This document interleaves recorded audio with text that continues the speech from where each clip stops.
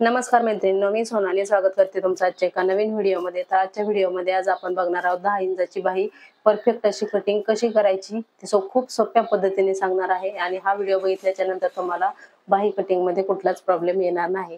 तर आजच्या व्हिडिओमध्ये आज आपण डायरेक्ट म्हणजे जो तुमच्याकडे मापाचा ब्लाउज असतो ना त्याच्यावरून माप कशी घ्यायची आणि तीच आपण डायरेक्ट तुम्ही इथं डायरेक्ट अस्तरवर पण कटिंग करू शकता, पण मी आता तुम्हाला इथं पेपरवर कटिंग करून दाखवते। डायरेक्ट ब्लाउज पीस वरून माप मी आपला जो मापाचा ब्लाउज असतो ना त्याच्यावरून माप कशी घ्यायची आणि ती कटिंग कशी करायची। ते इथे बघा, हा जो आहे तो आहे मापाचा ब्लाउज। तर सगळ्यात अगोदर आपल्याला बाहीचं माप घ्यायचं आहे। तर बाहीचं माप घेताना इथे बघा, ही जी आपली इथं आपण बाही जोडलेली असते ना, इथून आपल्याला इथपर्यंत जेवढी बाहीची उंची संपलेली आहे ना तिथपर्यंत आपल्याला बाही सगळ्यात अगोदर अशी सरळ करून ठेवायची आणि बाहीच्या उंचीचं माप घ्यायचं आहे। तर इथे बघा, बाही मी इथं सरळ करून ठेवलेली आहे आणि इथे बघा इथं टेप ठेवायचा आपल्याला आणि इथून अशा प्रकारे आपल्याला बाहीच्या उंचीचं माप घ्यायचं। तर तुम्ही बघू शकता आपली बाही किती आहे, 10 इंच। तर बाहीची उंची किती आहे, 10 इंच। आणि दंडगेर असं मोजायचा आहे, की सरळ ठेवून घ्यायचा अशा प्रकारे आणि इथे टेप ठेवून इथं आपली जी फिटिंगची शिलाई संपलेली आहे ना तिथपर्यंत आपल्याला मोजायचं आहे। तर तुम्ही बघू शकता आपला दंडगेर आहे 5 इंच। तर दंडगेर 5 इंच आणि अजून एक माप लागतं आपल्याला बाही कटिंग साठी। त्यानेच तर आपली जी बाही आहे ती परफेक्ट फिटिंग मध्ये बसते। त्यामुळे मुंड्याचं माप घेणं आपल्याला खूप गरजेचं असतं। ओके, तर इथे बघा मुंड्याचं माप तुम्ही दोन प्रकारे मी तुम्हाला इथं घ्यायला शिकवणार आहे। एक तर सगळ्यात पहिली पद्धत म्हणजे इथून तुम्ही हा जो आपला मुंड्याचा गोलाकार शेप असतो ना तिथून, तर इथे बघा अशा प्रकारे इथे जी आपली शोल्डरची लाईन असते ना जोडलेली तिथून इथे बघा अशा प्रकारे असं राऊंड फिरवत तुम्ही इथं मुंड्याचा शेप मोजू शकता। तर तुम्ही बघू शकता इथे किती आलेला आहे आपल्या मुंड्याचा शेप, 8 इंच। ही झाली पहिली पद्धत। आणि ज्यांना असं गोल मोजायला जमत नाही त्यांच्यासाठी अजून एक दुसरी पद्धत सांगते, ती म्हणजे आपली बाही जी आहे ती अशी उलटी करून घ्यायची। ओके, उलटी करून घेतल्याच्या नंतर ही शोल्डरची शिलाई आहे तिथं असं सरळ पकडायचं आणि इथे टेप ठेवायचा आणि डायरेक्ट ही जी आपली फिटिंगची लाईन आहे ना ती इथं तुम्हाला दिसत असेल, तिथे बघा ही आहे आपली फिटिंगची लाईन। तर इथं फिटिंगच्या लाईन पर्यंत बरोबर मोजायचं किती येते, 8 इंच। असं राऊंड मोजायला जमत नसेल तर तुम्ही डायरेक्ट असं पण मोजू शकता, कसंही मोजलं तरी माप आपलं जे आहे ते सेमच येतं। ओके, तर समजलं माप घ्यायचं ब्लाउज वरून कसं घ्यायचं ते। आता आपण पेपर कटिंग करूया। तर पेपर कटिंग करताना सगळ्यात अगोदर आपल्याला उंचीचं माप टाकायचं असतं। तर आपली उंची किती आहे बाहीची, 10 इंच। त्याच्यात 1 इंच प्लस करून इथं 11 इंचावर आपल्याला इथं मार्किंग करून घ्यायचं आहे। तर इथे बघा 2 इंच, दोन ठिकाणी आपण मार्किंग करून घेऊया।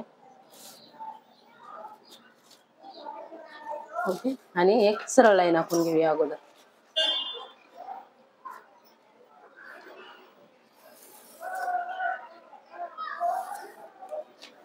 ओके, आता त्याच्यानंतर आपल्याला कॅप हाईट टाकायची असते। तर कॅप हाईट किती टाकायची, तर त्याच्यासाठी एक फॉर्म्युला आहे, तो त्याचा चार्ट मी तुमच्यासोबत अपलोड केलेला आहे। तुम्ही जर तो बघितला नसेल तर एकदा नक्की चेक करा।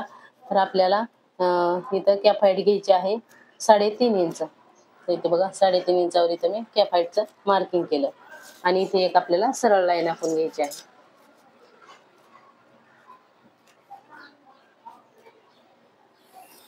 बघा अशी सरळ लाईन आपण घेतली आणि कॅप हाईट तुम्ही नॉर्मली जेव्हा पण तुमची बाही 5 इंचापर्यंत असते ना तेव्हा तुम्ही कॅप हाईट 2.5 इंचापर्यंत घेऊ शकता आणि 5च्या पुढं 6, 7, 8 किंवा 10 पर्यंत तुम्ही कॅप हाईट तुम्ही किती घ्यायची आहे, 3 किंवा मग 3.5। नॉर्मली 10 इंचापर्यंत तुम्ही 3 आणि 10च्या नंतरची बाही असेल त्याला 3.5 इंच तुम्ही इथं कॅप हाईट घ्यायची आहे।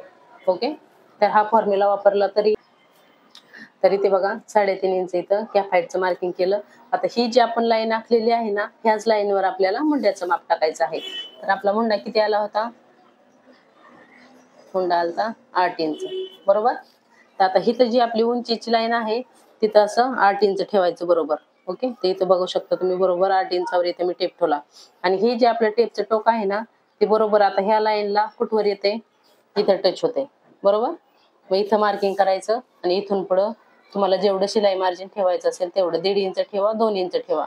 मी सर्व ब्लाऊज मध्ये 1.25 इंच किंवा 2 इंच असं एवढं शिलाई मार्जिन ठेवते। तर इथे बघा मी 1.25 इंच शिलाई मार्जिन घेतलंय। तुम्ही तुमच्या ब्लाऊज मध्ये जेवढं घेत असाल तेवढं तुम्ही इथं शिलाई मार्जिन घ्यायचं आहे। ओके, तर इथपर्यंत ही बघा आपली मार्जिनची लाईन आणि हीच लाईन आहे ती आहे आपली फिटिंगची लाईन. आता आपल्याला द्यायचा आहे मुंड्याचा शेप, सॉरी बाहीचा शेप परफेक्ट कसा द्यायचा. तर बाहीचा शेप देताना डायरेक्ट इथं कोपऱ्यापर्यंत आपल्याला शेप द्यायचा नाही. तर इथून बघा 1.25 इंच इथं आपल्याला सरळ असं मार्किंग करायचं आहे आणि इथून असा शेप द्यायला चालू करायचा आहे. अगोदर असं डॉट डॉट शेप द्यायला चालू करायचं.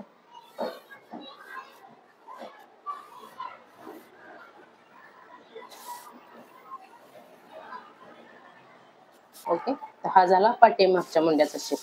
आता त्याच्यानंतर इथं बघा हे जे आपण मुंड्याचं माप टाकलेलं आहे ना त्याच्यातून असं बरोबर हाफ करायचं. तर इथे इथं हाफ बरोबर इथं मार्किंग केलं आणि हे जे आपण हाफ इंचाचं मार्किंग केलेलं आहे तिथून खाली 1.25 इंच येईल एवढं आपल्याला मार्किंग करायचं आहे. अर्धा इंचाच्या पुढं 2 लाईन. ओके, तर इथं बघा 1.25 इंच मार्किंग केलं. आता पुढच्या मुंड्याचा शेप आपल्याला इथून देऊन याच्यातच ऍड करायचा आहे.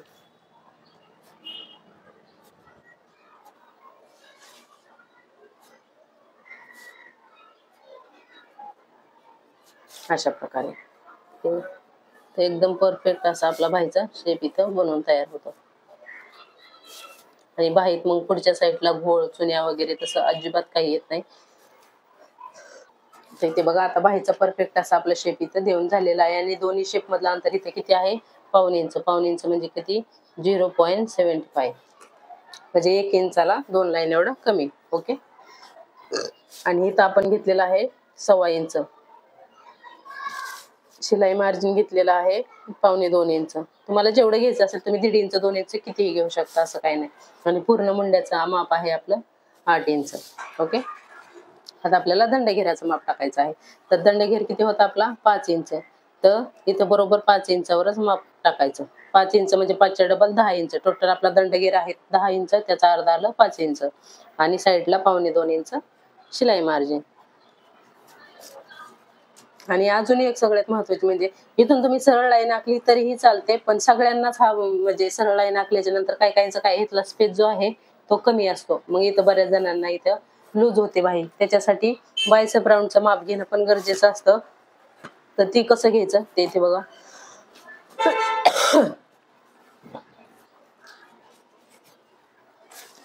तर ही जी आपली बाही आहे ना इथून 5 इंचावर एक मार्किंग करायचं. ओके, इथे येते 5 इंच. मग 5 इंचावर इथे बघा आपलं किती आहे तर बरोबर 6.5 इंच येते. दिसते का तुम्हाला? इथे बघा ही आहे आपली फिटिंगची लाईन. तर बरोबर किती येते 6.5 इंच. मग ह्याच्यावर माप टाकताना पण तुम्ही इथं 6.5 मध्ये फक्त 1.25 इंच ऍड करायचं आणि आपल्याला इथं 6.25 इंचावर असं मार्किंग करून घ्यायचं आहे. 1.25 इंच लुजिंग द्यायचीच असते कारण शिलाईत थोडंफार कमी जास्त होत असतं. तर इथं 1.25 इंच लुजिंग द्यायचं आणि नंतर इथून आपली सरळ लाईन आखून घ्यायची. तर इथं बरोबर फिटिंग मध्येच येते, पण काय काय जणांचा इथला स्पेस जर कमी असेल तर बाहीचा शेप जो आहे तो असं हलकासा राऊंड मध्ये येऊ शकतो. तर आता या कस्टमरचं सेमच आहे त्याच्यामुळे इथं बाहीचा जो शेप आहे तो सरळच आलेला आहे. पण बऱ्याच जणांना हा प्रॉब्लेम येतो की बाही तिथं आपल्या इथं बायसेप मध्ये ना लूज होते. त्यासाठी तुम्ही ती ट्रिक वापरायची आहे. तर इथे बघा आता पूर्ण बाहीचं मार्किंग झालेलं आहे. आपलं दंडघेर आहे आपला 5 इंच आणि 1.25-2 इंच आहे. हे आहे आपलं मार्जिन. ओके, तर इथे बघा पूर्ण बाहीची आपली कटिंग मार्किंग झालेली आहे. समजली का नाही ते मला कमेंट करून नक्की सांगा.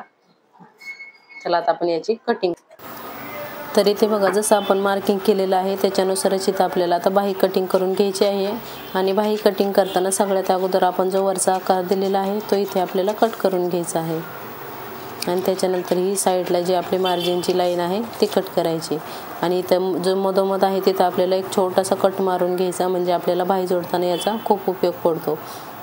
त्याच्यानंतर हा जो पुढचा आकार आपल्याला आपण दिलेला होता तो इथे कट करून घ्यायचा आणि अशा प्रकारे एकदम फिस माशासारखा असा आकार येतो आणि असाच आकार आला पाहिजे म्हणजे आपली बाही पुढच्या साईडला एकदम परफेक्ट अशी बसते.